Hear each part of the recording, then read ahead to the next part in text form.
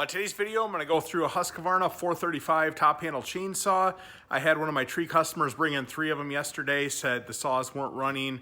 I'm going to go through, inspect everything, and show you guys what I look for on the saws and see what we figure out. The first thing I'm always going to start with, I'm going to dump out the fuel. I don't care what the customer says, whether it's new fuel or not. The first thing I always do when the saw won't start is I dump out the old fuel, because even if they put fresh fuel with old fuel, it's still going to be old fuel. So that's just one thing to eliminate as I move forward.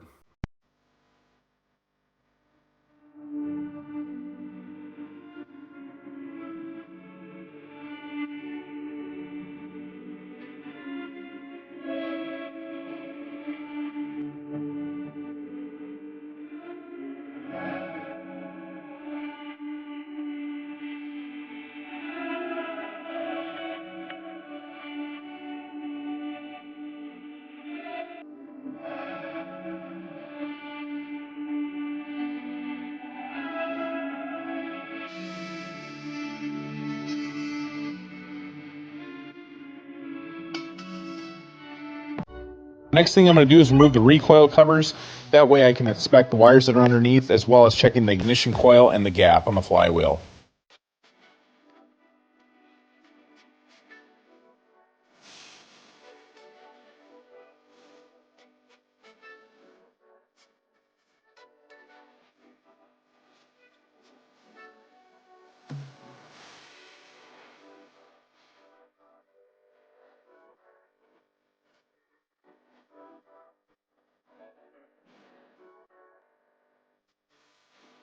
The next thing that I always check on these T435s is going to be the wires that go down to the ignition coil on the recoil side. Let me show you what I found on these. On saw number 1, what I found is whoever fixed this saw did a terrible job fixing these lines that go into the ignition coil. Husqvarna does have these on back order. I have another saw that I'm working on that has the same exact issue. Been on back order for about 4 months, so obviously it's a known problem that they have yet to address. So let's go down to saw number 2. Saw number 2, again, an old splice job. Probably going to be the lead problem on this saw as well. And let's go to saw number 3. Saw number 3, if you look right there, we've got exposed wire. Going to almost guarantee that that's the same problem. So on 3 Husqvarna T435s, they have the same problem with the wires that go to the ignition coil. So as you can see, all 3 of the 435s have the same exact issue. So until I get that fixed, there's no point in going forward and checking anything else, because I'm pretty sure that that's what's keeping the saws from running. I'm sure Husqvarna knows all about this. I just don't know for the life of me why they haven't addressed this issue and re-engineered the design or made something to protect those wires so that way they do not become brittle or get exposed to the engine and heat up and melt off the casing, or break for that matter. So 3 saws out of 3 saws have the same issue, plus the one I looked at last week tells me it's a manufacturing problem. While I do have these saws on the table, I'm going to take the carburetors off. I'm going to run them through the ultrasonic cleaner, make sure that there's no debris inside. That's usually another culprit of why saws don't run right.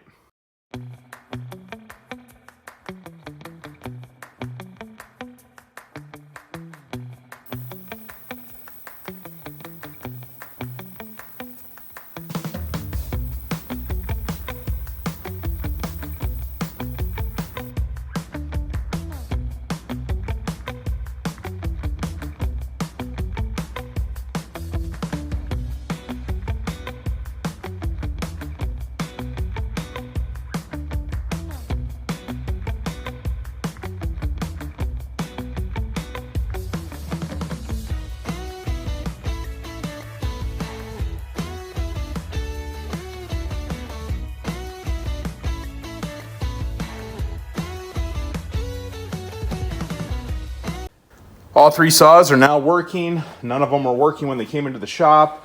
Let me do a rundown and show you guys what I found on each saw. The main culprit was a wiring harness on every single saw. There was some degree of issue with every single one of them. If you notice, the casing right there is gone. The wires were exposed, causing grounding out issues. This one had an old repair that wasn't holding up as well. It's just really poor design by Husqvarna. Should be something that they address. I see this quite often on the 435 saws. This isn't the first time. So if you guys do have intermittent running issues, make sure that you're checking the wiring harnesses first before you proceed with anything else. Once I got the wiring harnesses replaced, 2 of the saws needed carburetors. They weren't running properly. I did try adjusting these after I cleaned them out in the ultrasonic cleaner, and there were still running issues with the carburetors. So they did get new carburetors, and once I got the new carburetors on those 2 saws, they worked fine.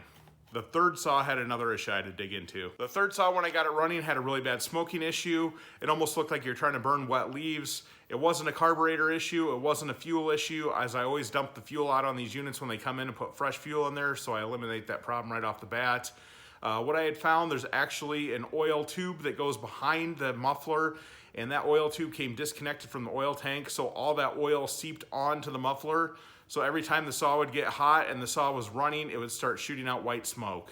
So with this, I disassembled as much of the saw as I could without spending a whole lot of time on it, blew all the debris off, cleaned it off as best as I could. What's gonna have to happen is the customer's just gonna have to run this well to burn off that oil. I got that line reconnected, so it's not an issue going forward.